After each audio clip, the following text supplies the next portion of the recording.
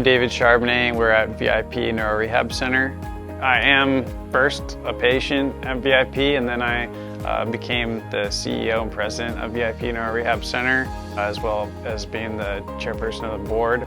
This place is special to me because this is where I came after I broke my back in 2011, and it's where I did pretty much all my physical therapy, and a place where I spend the most time with people other than my family during those crucial 2 years after my injury, and became a second home. I'm Donna Nishelski, and I've been a PT here at VIP for 14 years. I'm now the staff that's been here the longest. And I work with the pediatric population. My name is Brian Terrell, and I started working here in 2016 as a tech, and then since then my role has been expanding and expanding.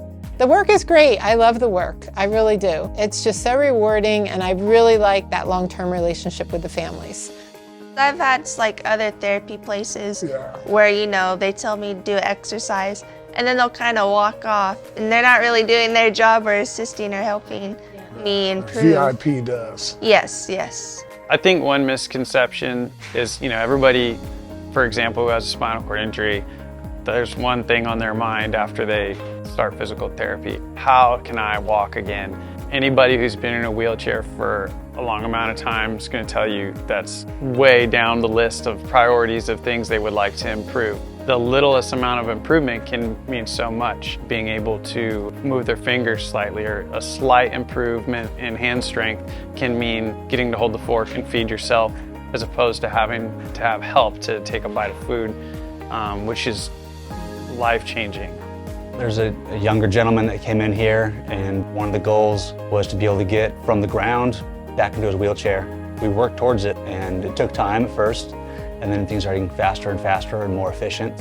And now it's kind of just routine, where I can think back to several years ago when it was just a thought.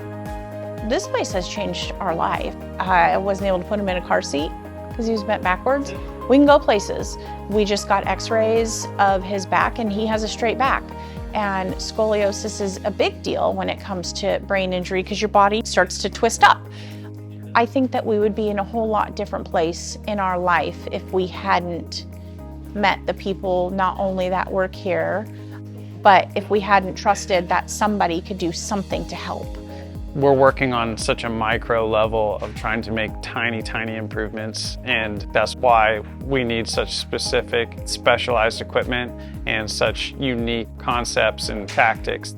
I've been going 5 weeks, and I have made more progress in the last 5 weeks than I have in the last 5 years. So I am amazed. The people here are great. They're so good at their job. Everything that I have done here has been different and better than any other place I've been. Neurological injuries and diseases can present in so many different ways. The need and the care that is required is so specific to the person, and it needs to be outside the box and outside of normal parameters of what physical therapy usually is at hospitals. And we found that providing that care outside of the typical insurance model is the best way to give the care that people need. We can adapt it however the client needs. We don't have to model it exactly like the insurance is going to cover it. We're not going to waste time doing exercises or different techniques that are just for the sake of what the insurance companies say we can do. I do really like working for a nonprofit because I think we can do a better job of helping people. We have more time for each person because we don't have to have a certain productivity or push the people through. And the people that come here, they need a lot of help. They need a lot of staffing, and they need a lot of one-on-one attention. I got to a point that I couldn't take the medications anymore. I was so sick, so sick. I just was needing something more.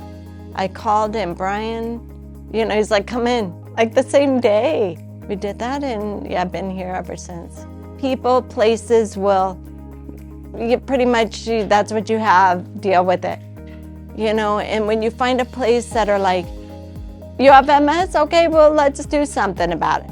You're like, what is this, I was very fortunate that I was in the Navy, and specifically Naval Special Warfare, because I was covered by the Navy medically. But if you get in a car wreck and you're a civilian, and a lot of that stuff is yours to deal with. You may get a wheelchair from your insurance company, but if that wheelchair breaks, you gotta make it work. So I'm trying to raise that funding. I know there's so many people out there that want to help. It's just a matter of letting them know how much they're really helping when they do give.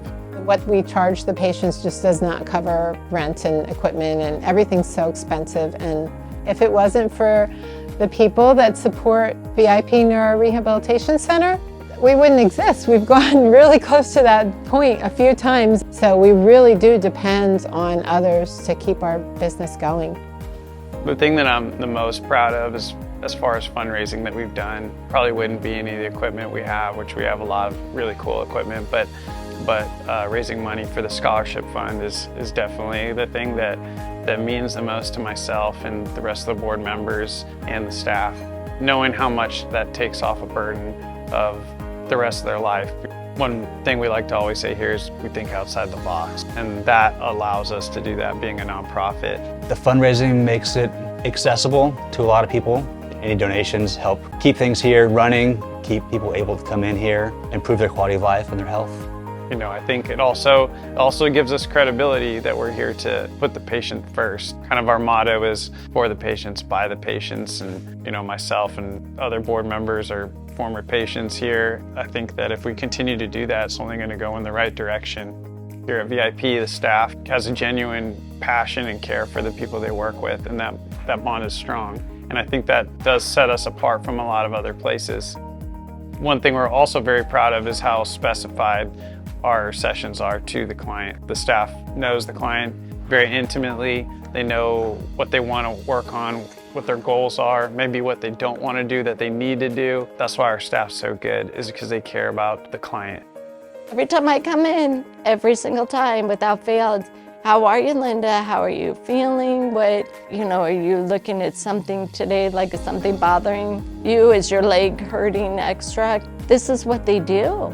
If it weren't for VIP Neuro, I wouldn't be, where I am with my injury now and the progress I made. I think VIP is perfect. Yeah. This place is very aligned with my beliefs of if you give it enough time and attention, anything can be done.